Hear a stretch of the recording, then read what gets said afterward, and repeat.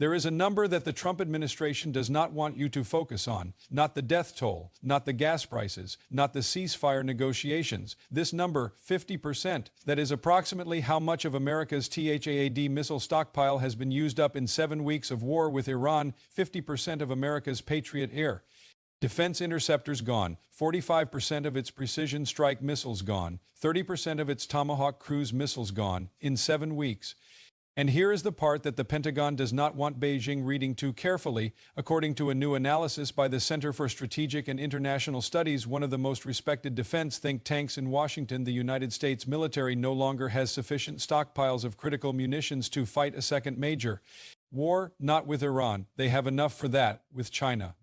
The CSIS analysis, which closely matches classified Pentagon data according to 3 sources familiar with internal Defense Department assessments, concludes that America's Iran war has opened a window of vulnerability. In the Western Pacific, where China is watching, where Taiwan sits, where the most dangerous potential conflict of the next decade is being calculated in missile counts and production timelines, and that window, according to the same analysis, will not close for 1 to 4 years at minimum. This is Respect B, and the story we are telling today is the one that explains why this war's cost goes far beyond what has been paid so far. Stay with me. Let me give you the full picture of what 7 weeks of war with Iran actually cost in terms of weapons, because the numbers are extraordinary. The Center for Strategic and International Studies published its analysis Tuesday. It is based on publicly available Pentagon budget documents, historical employment patterns, and data confirmed by 3 individuals with direct access to classified Defense Department stockpile assessments. These are not estimates based on guesswork. They are as close to the real numbers as anything outside a classified briefing room. Here is what was fired during Operation Epic Fury and the 7 weeks that followed. The U.S. struck more than 13,000 targets in 39 days before the ceasefire. The Washington Post reported that U.S. naval assets alone fired more than 850 Tomahawk land attack missiles in the first month, a number that may have risen by more than 100 additional launches before the ceasefire took effect. To understand what that means, each Tomahawk cruise missile cost approximately $2 million. Each launch represents years of procurement, storage, and maintenance. They are not replenished quickly. Now here are the depletion figures from the CSIS analysis. Precision strike missiles, at least 45% of the total U.S. stockpile expended. THAAD missiles, approximately 50% gone. These are the interceptors designed to shoot down ballistic missiles at high altitude. They are among the most expensive and hardest to replace weapons in the American arsenal. Patriot air defense interceptors, approximately 50% depleted. These defend against lower altitude threats, the thousands of Iranian drones and cruise missiles that targeted American bases and allied facilities across the region. Tomahawk cruise missiles, approximately 30% of the total stockpile used. Long-range Joint Air-to-Surface Standoff Missiles JASSMs, approximately 20% depleted. SM-3 and SM-6 naval interceptors, approximately 20% gone. Add these up across every category of precision munition that the United States military depends on for its most sophisticated strike and defense capabilities, somewhere between 20 and 50% has been expended in a single 7-week conflict. And replacing them will take, according to CSIS, 1 to 4 years for basic replenishment, several years beyond that to reach the levels America needs for a major power conflict. The CSIS report is careful to say something important. The United States still has enough munitions to continue fighting Iran under any plausible scenario. If the ceasefire collapses tomorrow, if the bombs resume, if the war escalates beyond what has already happened, America has enough left to sustain that fight. The problem is not Iran. The problem is what comes after Iran or alongside Iran. Retired U.S. Marine Corps Colonel Mark Canshin, one of the authors of the CSIS report, told CNN exactly what the risk is. His words, "The high munitions expenditures have created a window of increased vulnerability in the Western Pacific. It will take 1 to 4 years to replenish these inventories and several years after that to expand them to where they need to be." The Western Pacific. Taiwan, Japan, South Korea, the South China Sea. This is where American strategic planners have been warning for years that the next major conflict could occur. China has been building its military, its missile forces in particular, at a pace that has alarmed every serious defense analyst in Washington. And these are the munitions that would matter most in that conflict. THAAD, designed to intercept ballistic missiles at high altitude, is exactly what the U.S. would need to defend Taiwan against Chinese ballistic missile strikes. Patriot interceptors, half the stockpile gone, are exactly what protects American bases in Japan and South Korea from the kind of missile salvos China's military has been practicing. Tomahawk cruise missiles, 30% depleted, are the primary long-range strike weapon the U.S. Navy would use to hit Chinese naval and air assets from a safe distance. JASSM's long-range air-to-surface missiles that allow aircraft to strike heavily defended targets from hundreds of miles away are critical in a conflict where China's air defenses are among the most sophisticated on Earth. Every single one of these categories is significantly depleted, and China knows it. Not because of intelligence leaks, because the U.S. government released budget documents, because think tanks like CSIS do exactly this kind of analysis publicly, because China's military planners read English and understand procurement timelines as well as anyone in the Pentagon. This is the strategic consequence of the Iran war that nobody was telling the American public. The war with Iran did not just consume money and lives and diplomatic capital. It consumed the physical weapons that protect the global order America has underwritten since World War II. Arizona Democratic Senator Mark Kelly, a former astronaut and Navy combat pilot who sits on the Armed Services Committee, described the core problem last month in terms that cut through the complexity. He said, and this is his exact framing, at some point this becomes a math problem. He was talking about a specific and deeply uncomfortable arithmetic. Iran can produce Shahd drones, the small, cheap, one-way attack drones that have flooded the battlefield at a cost of approximately $20,000 to $50,000 each.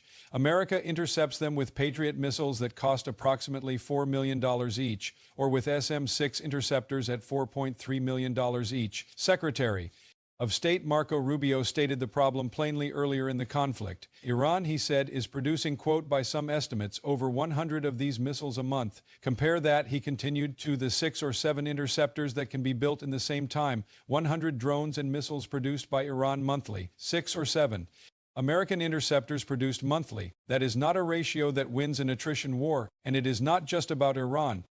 China has watched every intercept of this war. Every use of an SM-3 to shoot down an Iranian ballistic missile was a lesson learned about American interceptor performance, about response times, about the real-world consumption rate of American precision munitions under sustained attack. Every Tomahawk fired at an Iranian military site was data for Chinese analysts studying American strike patterns. Every THAAD intercept was a calculation. How many Iranian ballistic missiles does it take to exhaust THAAD batteries? What does that mean for the calculus of a Taiwan scenario? China is not passive in this conflict. It is a student, and America just provided the most comprehensive live-fire demonstration of its military capabilities and limitations in decades. When CNN presented the CSIS findings to the Pentagon, the response was a masterclass in saying nothing while appearing to say something. Chief Pentagon spokesman Sean Parnell stated, quote, the military has everything it needs to execute at the time and place of the president's choosing. That sentence is technically true and practically evasive in equal measure. Yes, the U.S. military can execute operations against Iran right now. Nobody disputes that. The question is not whether America can fight Iran. The question is whether America can fight Iran and China simultaneously, or fight China at all in the next 3 years without having first rebuilt the stockpiles consumed in the Iran war. Trump's own statements have been contradictory on this point. Earlier in the conflict, he posted on Truth Social that U.S. munitions stockpiles at the, quote, medium and upper medium grade have never been higher or better, and that the U.S. has a virtually unlimited supply of these weapons. He did not specify which weapons. He did not reference THAAD, Patriot, Tomahawk, or JASSM by name. And in the same post, he acknowledged that at the highest end, and these are his words, we have a good supply, but are not where we want to be. Not where we want to be. That is the President of the United States acknowledging in a late-night social media post that America's most sophisticated munitions stockpiles are below desired levels, while simultaneously telling the public there is a virtually unlimited supply. Both things cannot be true. The CSIS analysis, which closely matches classified Pentagon data, tells us which statement reflects reality. And Joint Chiefs Chairman General Dan Kane himself warned Trump before this war started, along with other senior military leaders, that a protracted campaign in Iran would impact weapons stockpiles, particularly those earmarked for Israel and Ukraine. The warning was given. The war happened anyway. And now the math is what it is. The missile depletion story has 2 immediate victims beyond America's own readiness: Ukraine and Taiwan. Ukraine first. Before this war began, Defense Secretary Pete Hegseth had already paused weapons shipments to Ukraine for review, citing concern about depleting US stockpiles for a potential future conflict with China. That pause happened before the Iran war consumed 50% of the critical munitions being evaluated.